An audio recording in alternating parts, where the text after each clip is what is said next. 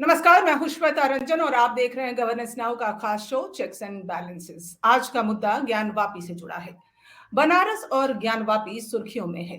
हिंदू पक्ष की अपनी दलीलें हैं, वहीं मुसलमान समुदाय अपनी दलीलें पेश कर रहा है। इन सब के बीच उपासना स्थल कानून 1991 को लेकर भी विवाद छिड़ा है। इस कानून के अनुसार 15 अगस्त 1947 तक जो भी ढांचा या उपासना स्थल जिस भी स्थिति में थे, जिस भी पार्टी के कब्जे में थे, वो उन्हीं के पास रहेंगे, चाहे इतिहास में उसे किसी भी तरह से हासिल क्यों ना किया गया हो। लेकिन यह कानून विवादों में है। क्या है ये पूरा मामला? ज्ञानवापी को लेकर क्या इतिहास है? इन सब पर बातचीत करने के लिए हमारे साथ एक एक्सपर्ट पैनल है। बनारस हिंदू यूनिवर्सिटी के भूगोल विभाग के प्रोफेसर रह चुके सीनियर हिस्टोरियन भी हम कह सकते हैं, डॉक्टर राणा पीवी सिंह। आपका स्वागत करना चाहूंगी डॉक्टर राणा कार्यक्रम में। नमस्कार। नमस्कार। हमारे साथ सीनियर काउंसिल समरेंद्र नाथ वर्मा जी। समरेंद्र जी, आपका स्वागत है। धन्यवाद।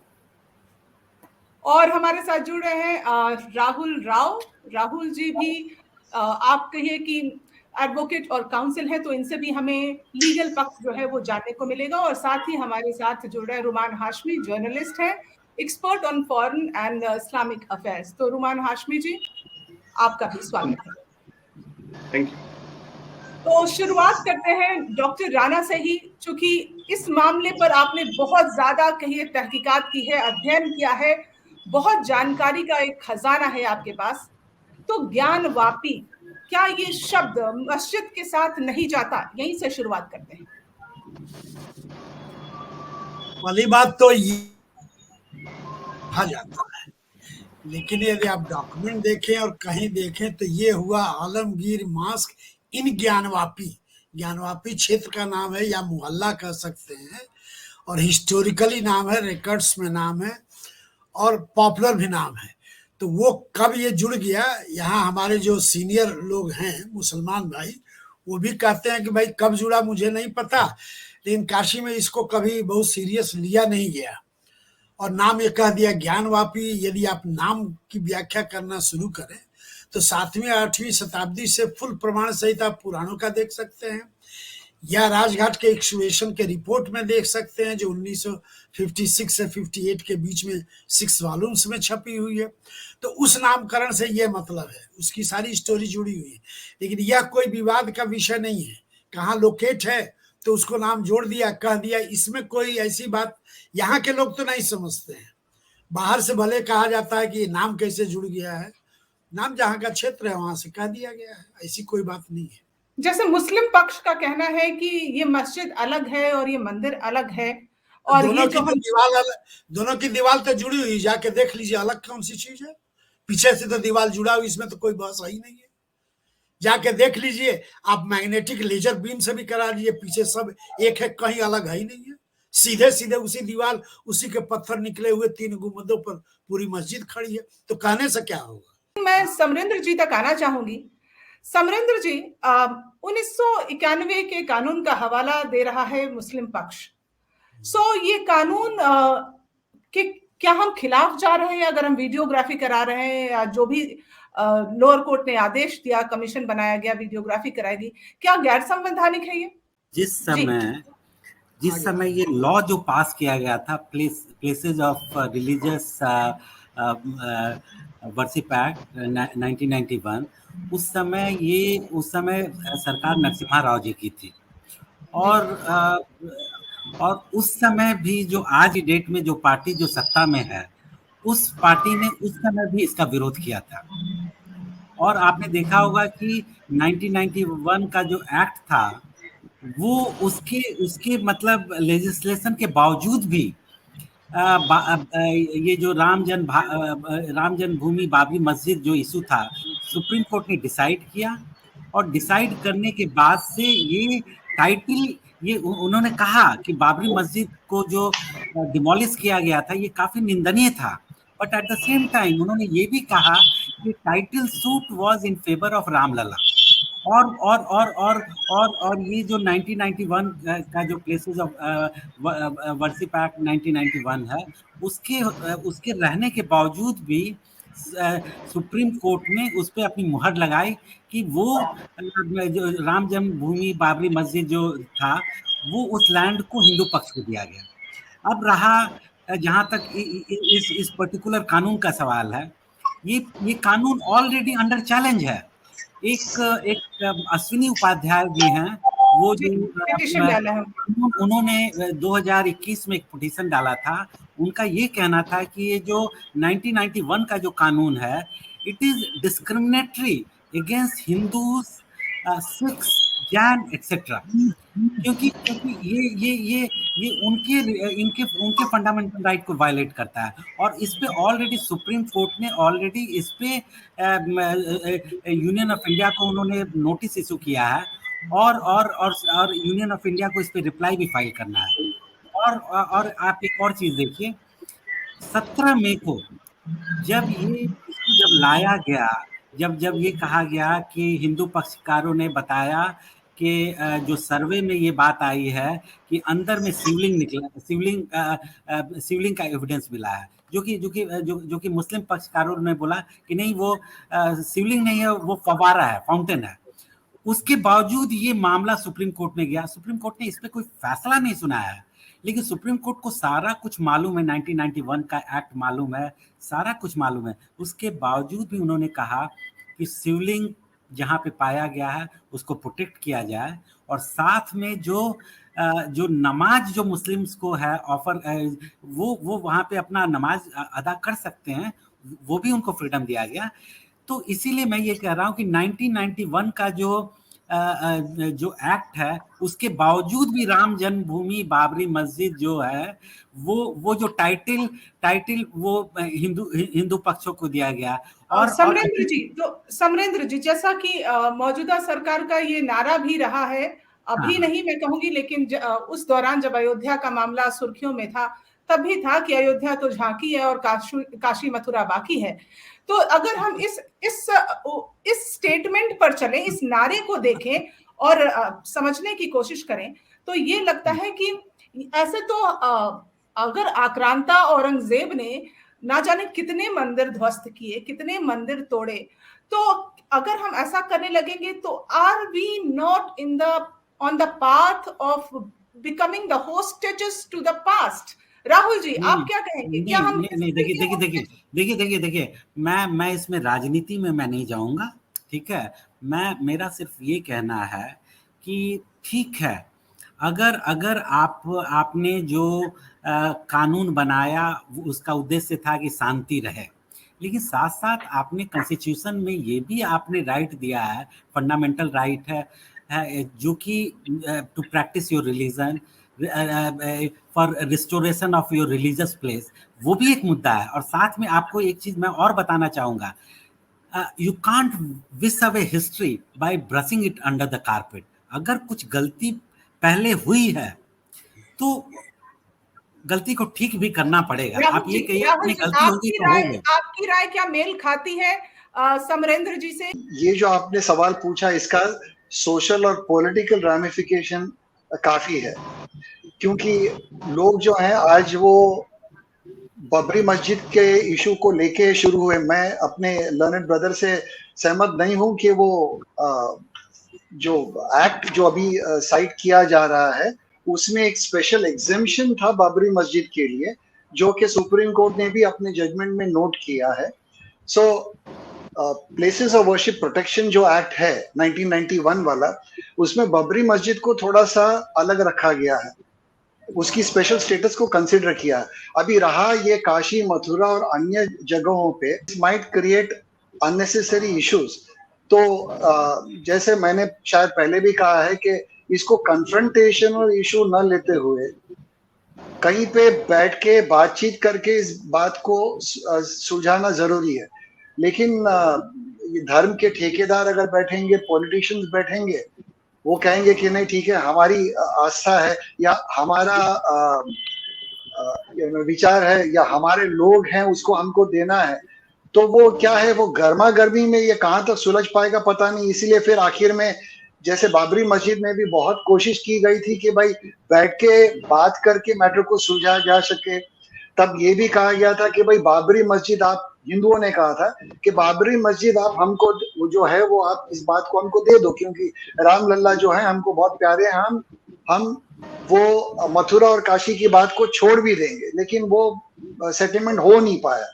अगर वो हो जाता, अगर कंसेंट टर्म्स वो टाइम पे इस तरीके से फाइल होते, तो शायद ज्ञानवापी का इशू नहीं निकलता और आगे चल के शायद बाकी चीजों का भी मसला शायद वहां पे हल ढूंढ निकाल सकते थे। और इस वक्त मैं अभी पैनलिस्ट को रोककर एक वो इंटरव्यू आपके सामने रखना चाहूंगी जो हमने AIM के दिल्ली स्टेट प्रेसिडेंट कलीमुल हफीज जी के साथ किया है। AIM इस पूरे मसले पर जो है बेबाकी से अपनी राय रख रही है। क्या सोचना है मुस्लिम पक्ष का, क्या सोचना है AIM का, ये सुन लेते हैं। बहुत साफ है कि भारत में संसदीय प्रणाली है, यानी संसद सर्वोपरि है। संसद जो भी कानून बनाती है तो उसके पीछे उसकी बहुत सारी वजूहात होती हैं। खास तौर से जब हमारा मुल्क सन 47 में आज़ाद हुआ तो उससे पहले कुछ विवाद ऐसे थे जिनको सुलझाना आसान नहीं था, या जिन विवादों को ज्यादा डिस्कस करते तो देश में विभाजनकारी शक्तियां बढ़ सकती थी, या देश में जो समुदाय हैं या संप्रदाय हैं उनमें विभाजन हो सकता था। तो हमारे बुजुर्गों ने संसद में बैठकर 91 में ये एक्ट पास किया। यकीनन उन्होंने वो अयोध्या और राम जन्मभूमि विवाद को उससे अलग रखा और ये कहा कि जो भी हिस्ट्री में जो रॉन्ग डूइंग्स हुई हैं, यानी जो भी गलतियां हुई हैं तारीख में, उनको अब दोबारा से ना दोहराया जाए, या उन गलतियों की सजा जो अब इस वक्त भारतीय हैं उनको ना दी जाए, चाहे वो किसी भी संप्रदाय के हैं। अच्छा, ये भी कह दिया गया कि चाहे वो मस्जिद हो, मंदिर हो, गुरुद्वारा हो या चर्च हो। तो जब एक बात डेलिब्रेटली संसद ने पास कर दी और उसको एक कानून बन गया, और उसके बाद जो सबसे अच्छी बात थी वो थी जब बाबरी मस्जिद राम जन्मभूमि का फैसला आया तो 5 जजेस की बेंच ने फैसला सुनाते वक्त ये बात कही कि यकीनन के जो भी इल्जाम लगाए गए थे बाबरी मस्जिद की तरफ कि ये जो है किसी मंदिर को तोड़कर मस्जिद बनाई गई, या इसमें कि कोई और जो उनका जो दावे थे वो पेश नहीं कर पाए, या ये भी साबित नहीं हो पाया वहां पे जो हिंदू पक्ष की तरफ से दावे थे कि साहब वो मूर्ति रामलला प्रकट हुए, ये तमाम ASI की रिपोर्ट को भी उन्होंने नहीं माना सुप्रीम कोर्ट ने। और ये कहकर विवाद सुलझाने के लिए उन्होंने वो फेथ के ऊपर डिसीजन दे दिया, और लेकिन उसके साथ साथ ये भी कह दिया कि जो 91 एक्ट है वो देश की जो संविधान है उसका मूलभूत संरचना का एक फीचर रहेगा। तो यानी इस एक्ट को इतना उन्होंने अपहेल्ड भी किया और इस एक्ट को इतना इंपॉर्टेंट भी बना दिया कि उसका वे बेसिक स्ट्रक्चर का हिस्सा बता दिया। तो हमारा सिर्फ कहना ये है कि अब किसी भी इस तरह का कोई विवाद नहीं उठना चाहिए। मैं थोड़ा सा मैं बताना चाहूंगा कि जो भी ये एक्ट जो 1991 का था, इसको जो चैलेंज किया गया है उसमें ये भी कहा गया है ये act that should not apply to mosque, क्योंकि इसका लॉजिक ये है कि जो ये माना गया है कि हिंदू धर्म में ये माना गया है कि जहाँ मंदिर है वहीं पे भगवान निवास करते हैं, और इसी कारण वो भगवान का एक तरीके से घर है। लेकिन जहाँ तक मस्जिद का सवाल है, मस्जिद के केस में ये नहीं है कि वहाँ पे प्रॉफेट मोहम्मद रहते हैं क्या, वहाँ पे mosque is simply a place to worship, offer the prayer, और इसी कारण मतलब ये it doesn't apply to mosque. और अभी this act is already under challenge. अभी सुप्रीम कोर्ट ने उस पर नोटिस इशू किया है, यूनियन ऑफ इंडिया उस पर रिप्लाई फाइल करेगी और इस पे बहस होगी। तो मतलब ऐसा नहीं कि अभी वो सारी चीजें सेटल हो गई। जी रुमान हाशमी जी, देखिए श्वेता जी, अभी जो पहले पैनलिस्ट प्रोफेसर साहब ने जो बात कही कि वो मंदिर था, क्योंकि उसकी दीवार जो है वो ऐसी दीवार कहीं नहीं पाई जाती है जहां मस्जिद की दीवार मंदिर से लगती हो। तो एक बात आप देखिए, मैं उदाहरण दे रहा हूँ इंडियन सब कॉन्टिनेंट का से थोड़ा बाहर, मतलब एशिया का, मिडिल ईस्ट का। इजराइल में जिसे यरूशलेम है, जिसे फलस्तीनी बैतुल मुकद्दस कहते हैं, वहां जो मस्जिद अक्सा है उसकी दीवार जो है, बाहरी दीवार, वो यहूदियों के लिए बहुत ही पवित्र है, और वो मॉर्निंग वॉल कहते हैं, या अरबी में कहते हैं दीवारे दुनिया, जहाँ पे आके रोते हैं, मौन करते हैं और अपना तौरा की जो है रिसाइट करते हैं यहूदी। वो जो मस्जिद है बैतुल मुकद्दस, उसका ठीक वो बाहरी दीवार है, वो उनके लिए इबादत गाह है, यहूदियों के लिए। अंदर में जो मुस्लिम है वो नमाज पढ़ते हैं, जो फलस्तीनी मुसलमान वहाँ पे हैं। रही बात समरिंदर जो है, इन्होंने जो कही कि 1991 का जो एक्ट है, जो नरसिम्हा राव सरकार ने जो पास किया था, देखिए अगर इस एक्ट को दरकिनार किया जाए और जो जैसे अभी लास्ट थर्सडे को हियरिंग कोर्ट ने शुरू किया है, आपको मथुरा की जो ईदगाह है उसमें जो क्लेम है मंदिर का, उसको लेकर के किया है। जैसा आपने कहा कि काशी मथुरा बाकी है और उसको डिमांड है, अगर ऐसा ही रहेगा तो ये भी देखिए आप कि 1947 के बाद कितने ऐसे बड़े बड़े जामा मस्जिदें हैं जो मंदिर और गुरुद्वारे में तब्दील कर दी गई, कन्वर्ट कर दी गई। और ऐसी बात है तो फिर तो बार्टर सिस्टम कर लिया जाए कि भाई जो बड़े बड़े मस्जिदें हैं, हरियाणा में है या इवन महाराष्ट्र में है, औरंगाबाद में है, पंजाब में है, उन मस्जिदों को मुसलमानों के हवाले कर दिया जाए, जो 7-8 बड़ी मस्जिदें इस तरह की हैं। और जो मस्जिदें कन्वर्ट की गई हैं, जैसा बोला जाता है, क्लेम किया जाता है, वो वापस लिए जाए। फिर तो बार्टर सिस्टम वाली बात हो जाएगी। अगर सिर्फ आस्था की ही अगर की जाएगी तो कानून को अलग रख दिया जाए, जो रूल ऑफ नेशन है, जो कानून है, उसको अलग रखा जाए ऐसे मामले में। देखिए मसला ये मसला जी नहीं, उनको बात रखने मसला ये है कि जो संघ का जो एजेंडा है वो साफ होता है। अभी देखिए 5 जन और ऑर्गेनाइजर का 75वां सारा जो स्थापना दिवस बिना पब्लिकेशन का, अभी आज की ही खबर है, वहां योगी आदित्यनाथ उत्तर प्रदेश के सीएम आए थे, असम के सीएम आए थे, गोवा के सीएम आए थे। अब देखिए वो अचीवमेंट क्या बताए गए हैं ऑर्गेनाइजर के और 5 जन के स्थापना दिवस में, जो इन लोगों ने जो अपने राज्य का अचीवमेंट जो बताया है, वो ये बताया है योगी आदित्यनाथ ने, जो हाईलाइट्स किया है वो हाईलाइट्स ये हैं। योगी आदित्यनाथ ने कहा कि हमने सड़क पे पहली बार यूपी में नमाज देवी ईद के दिन हमने माइक उतरवा दिया।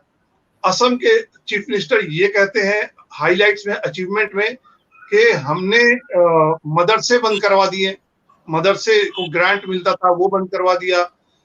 गोवा के चीफ मिनिस्टर अपने हाईलाइट्स में अचीवमेंट ये बताते हैं कि जो पुर्तगालियों ने मंदिरों को जो डिमोलिश किया, हम उसका पुनरुद्धार कर रहे हैं। आप देखिए इनके पास, गवर्नमेंट के पास, मोदी गवर्नमेंट के पास ऐसा अचीवमेंट नहीं है सरकार को, जनता को बताने के लिए सरकार के पास। तो इस तरह की अचीवमेंट स्टेट गवर्नमेंट बता रही है हाईलाइट्स में। This is the irony. Rana ji, आपने जेरूसलम का उदाहरण भी सुना, आप कितना इससे इत्तेफाक रखते हैं? और ये बार्टर सिस्टम की बात जो रुमान हाशमी जी ने की, ऐसा है कि शब्द जाल में इधर से उधर कहीं का साइड कर रहे हैं। हम भी 20 देश अध्ययन किए हुए हैं। हम लोग का जो है साइंस के जर्नल में छुपा, इसकी कोई जरूरत नहीं है यहाँ बहस करने की जबरदस्ती। उस मंदिर के विषय में ऑलरेडी आज से नहीं कर रहे हैं, 93 से हम लोग का एस्ट्रोफिजिक्स का सब काम हो चुका है। कह रहे हैं सटा नहीं है जनाब, सब उसी का जुड़ा हुआ बना है, तो बटा न दीजिए, जरा सा हटा दीजिए दीवार की, सारी मस्जिद उसी समय ध्वस्त हो जाएगी। और यह इस तरह से बोलना, आप कुछ भी बोल सकते हैं, इसीलिए हम मीडिया और इसमें नहीं आते, क्योंकि हम अपना वर्क कर रहे हैं, दैट्स ऑल। आपके मानने न मानने से कोई फर्क नहीं पड़ता है। इस कोई हिंदू धर्म को अधिकार ही नहीं है कि वो अपना अस्तित्व रखे, क्यों ना रखे भाई, इतिहास प्रमाण है। लेकिन काशी में हम लोग कहते हैं गंगा जमुनी संस्कृति रही, यहाँ बिस्मिल्लाह भी रहे हैं। यहाँ एक नहीं 10 ऐसे उदाहरण है। 15 में जा रहे हैं जहाँ आधा हिंदू जाते हैं, आपकी कोई बहस वहां नहीं काम करेगी, दे आर ऑल वन। तो ये कहना है कि उस स्पिरिट को कैसे रख के हम इसको सॉल्व करें, न कि बात जो बता रहे हैं मस्जिदों को, तो 22,000 का तो रिकॉर्ड है, क्या बात करेंगे आप, कैसे गिराया गया, क्या हुआ। इतिहास को नहीं बदल सकते आप, दबा सकते हैं, बदल नहीं सकते। और कितने थोथागिरी कर ले, आज वैज्ञानिक युग में जहां लेजर बीम का सर्वे हाजिर है, जहां इलेक्ट्रोमैग्नेटिज्म का हाजिर है, जहां जियोग्रेविटेशन का ये चीजें हाजिर है, वहां पत्थर की एक एक चीज चेक हो सकती है। अभी जो शिवलिंग वाला मामला हुआ है, कंट्रोवर्सी है, यदि साइंटिफिक उसका कराया जाएगा तब हम कह सकते हैं शिवलिंग है या फव्वारा है। तो ये आज के साइंटिफिक युग में ये नहीं कह सकते ये चला है चलेगा, और हमारा किसी पक्ष से नहीं मिला है। मैं इस्लाम पर भी काम किया हूँ, छापा भी हूँ यहाँ के सारे मस्जिदों और मजारों पर जो साइंटिफिक डॉक्यूमेंट जो ऑक्सफोर्ड सीरीज में छपा है, एक हिंदू ने किया, वो मैं हूँ, और हमारे स्टूडेंट मुस्लिम मिलके किया है काम। तो ऐसी नहीं बात है, इसको भावनात्मक उसमें नहीं जाना है। हमें जाना है कि राष्ट्रीय भावना से जो अभी बात कही गई कि हम ये देखें कि कैसे सॉल्व करके वो अच्छा बना सकते हैं। केरल में एक एग्जाम्पल है, हिंदू मुस्लिम दोनों ऐसे मिले हुए मस्जिद है और मंदिर है। ट्रिनिडाड में जो हम एक नहीं 10 हैं, यहाँ हम लोग गए हैं देखे हैं। अब वो है कि कैसे सॉल्व होगा, ये लॉ का इशू या और जो इशू, वो हमारा इशू नहीं है। हम केवल निवेदन करते हैं, प्रार्थना करते हैं। मैं इसमें थोड़ा आना चाहूंगा। हालांकि ये जहां तक लीगल एस्पेक्ट है हम लोगों ने डिस्कस किया कि कैसे, मैंने कहा भी कि कैसे places of worship act that is already under challenge और क्या लॉजिक है, वो सारी चीजें मैंने डिस्कस की। सबसे बड़ी बात ये है, ये कहना कि भाई हर दिन मंदिर मस्जिद होगा, सवाल ये नहीं है। अगर आप ये कहिएगा कि किसी जो मुद्दा जो पिछले मतलब सैकड़ों सालों से चला आ रहा है, आप ये कहिएगा कि अभी तक हिंदुस्तान में इस तरीके का परिपाटी रहा है, सेकुलरिज्म के नाम पे मेजॉरिटी कम्युनिटी को हमेशा से दबाया गया है, और इसका मतलब ये नहीं है कि लोगों के मन में उससे वो टेंशन खत्म हो गया। मेरा ये मानना है कि अगर इस इशू को दबाया जाएगा वो कह के कि नहीं places of worship act this that, और सुप्रीम कोर्ट शायद तो इससे फ्यूचर में और ज्यादा टेंशन बढ़ेगा। इसी कारण सुप्रीम कोर्ट ने शायद मतलब they continue to be open. अगर उनको ऐसा लगता कि ये सेटल इशू है तो शायद उन्होंने जो चैलेंज किया गया प्लेसेस ऑफ वर्शिप एक्ट 1991 को वो उसी समय डिसमिस कर देते, पर उन्होंने इसको नोटिस इशू किया।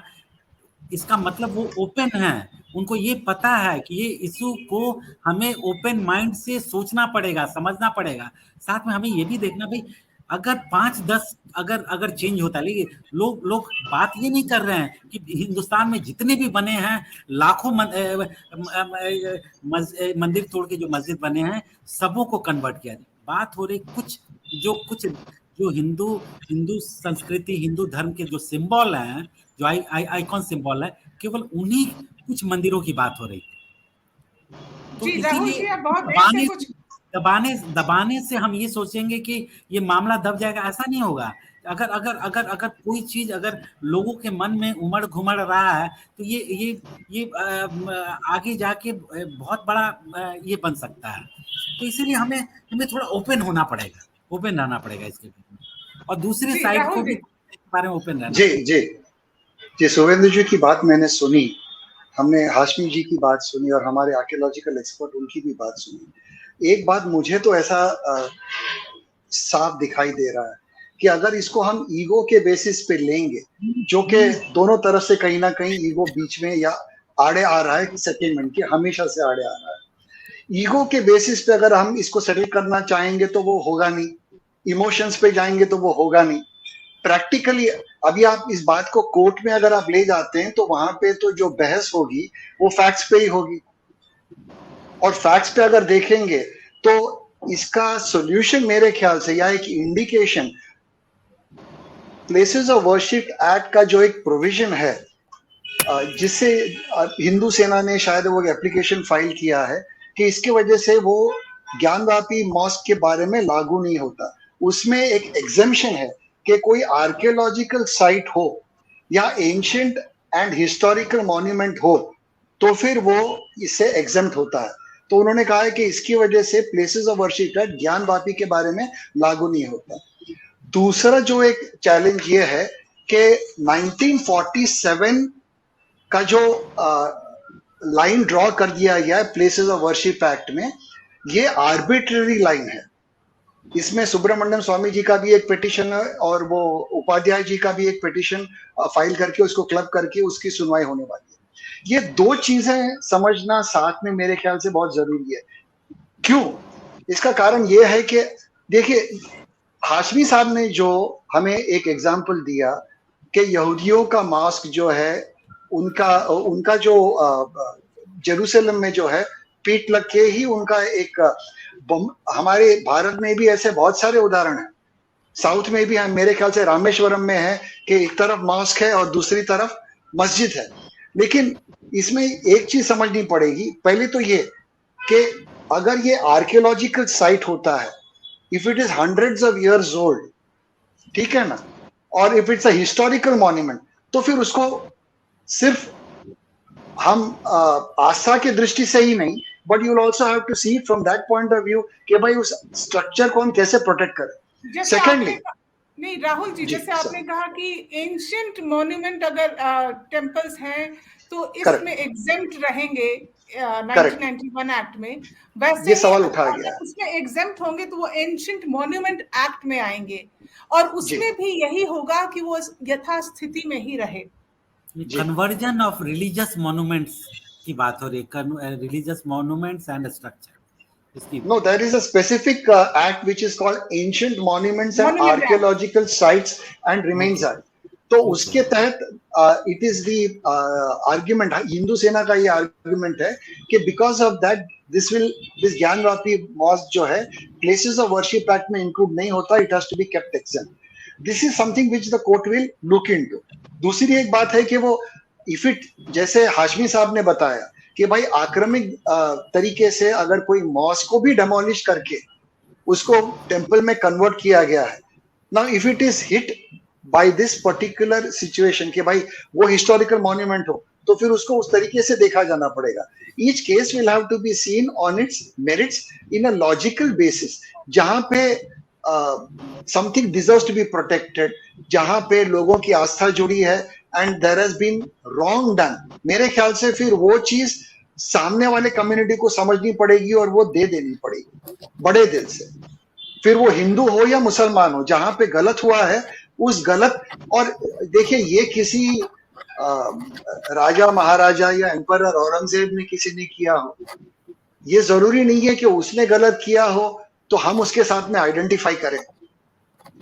जहां पे गलत हुआ है उस गलत को अगर हम कबूल करें और कहा कि भाई ये गलत हुआ है, चलिए मिल बैठ के इसका हल निकालते हैं, ये अप्रोच होना जरूरी है मेरे ख्याल से। और जो उग्रता है वो दोनों तरफ से कहीं पे छोड़ के इस बात को करना पड़ेगा, नहीं तो फिर कोर्ट में तो मामला है ही है, वो डिसाइड कर लेंगे बेसिस। मेरा ये मानना है कि हम लोग बहुत मैच्योर हैं।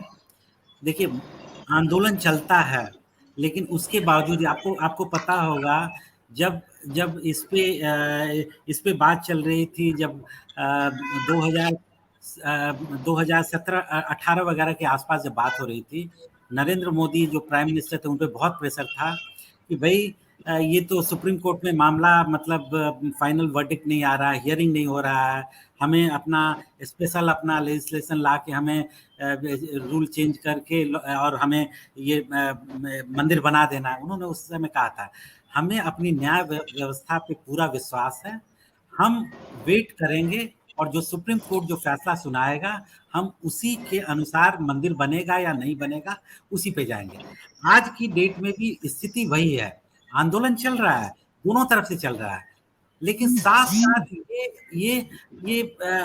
ये न्यायालय के सामने है। अभी कुछ दिन पहले अभी डिस्ट्रिक्ट जज जो वाराणसी हैं उनके पास ऑर्डर 7 रूल 11 में 711 में ऑर्डर 7 रूल 11 में वो चल रहा है कि भाई वेदर सूट इज मेंटेनेबल और नॉट। और शुरू में ये सीनियर सिविल जज के पास था, सुप्रीम कोर्ट के डायरेक्शन के बाद से ये गया है डिस्ट्रिक्ट जज के पास गया है, वो सुन रहे हैं कि whether that suit about conducting the survey whether that is maintainable or not, तो वो डिस्ट्रिक्ट जज फैसला सुनाएंगे। अगर वो जो भी फैसला आता है उसको चैलेंज किया जा सकता है, हाई कोर्ट में जाएगा, फिर सुप्रीम कोर्ट पे जाएगा। तो आप ये देखिए कि वहाँ पे मंदिर रहेगा या मस्जिद रहेगा, ये भी एक लंबा एक लड़ाई है। तो इसीलिए हमें थोड़ा सा अपनी न्याय व्यवस्था पे भी थोड़ा सा यकीन है, साथ में हमें लोगों पे भी यकीन है कि उनमें इतनी मैच्योरिटी है। भाई ये मेरा अपना अधिकार है कि मैं सोचूं कि मैं वहाँ पे मंदिर बनना चाहिए।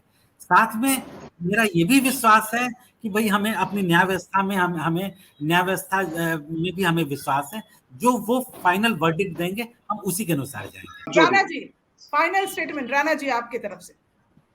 नहीं, ये है कि जो हिस्टोरिकल फैक्ट्स है सब बातों को मिला के सिंपल ये एकेडमिक साइड से करें। मैं ला नहीं जानता हूँ, 45 साल से मैं जुड़ा हूँ और स्वतंत्र सुखाय कर रहा हूँ।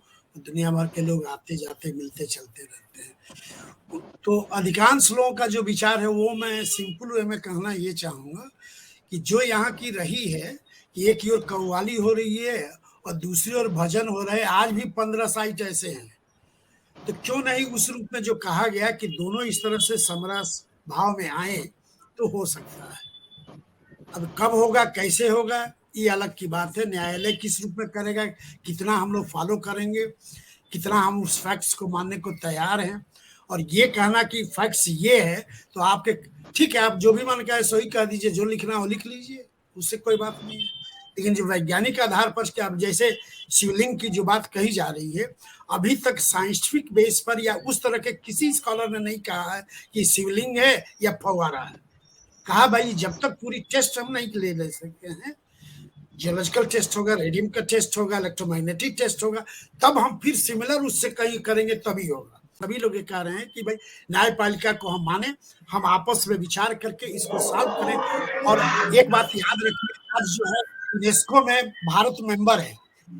2031 और 41 में एक इमेज हम खड़ी करने जा रहे हैं। तो क्या यही मस्जिद मंदिर का इमेज खड़ा करेंगे या रियल डेवलपमेंट को धर्म अध्यात्म से जोड़ के एक नया मानो? उस व्यू में हमें सोच के कुछ करना होगा, बस मेरा निवेदन है।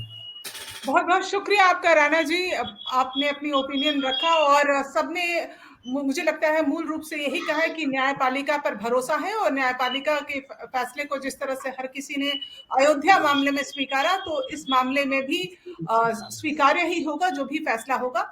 और साथ ही साथ जो 1991 का जो एक्ट है, अगर उसमें बदलाव की जरूरत है तो वो पार्लियामेंट के माध्यम से उसमें अमेंडमेंट किए जाए, उसमें सुधार किए जाए और जो भी प्रोसीडिंग्स, जो भी उसका प्रोसेस है वो पूरा किया जाए। तो बहुत बहुत शुक्रिया आप सभी गेस्ट का जुड़ने के लिए, थैंक यू सो मच। तो आज के कार्यक्रम में फिलहाल इतना ही। आपसे फिर जुड़ूंगी एक नए मुद्दे के साथ। आप हमारे साथ बने रह सकते हैं। हमारे चैनल को आप सब्सक्राइब कर लें अगर अब तक नहीं किया है, क्योंकि इस तरह के मामले और इस तरह के गवर्नेंस से जुड़े मुद्दे हम अपने कार्यक्रम में हमेशा उठाते रहते हैं। नमस्कार।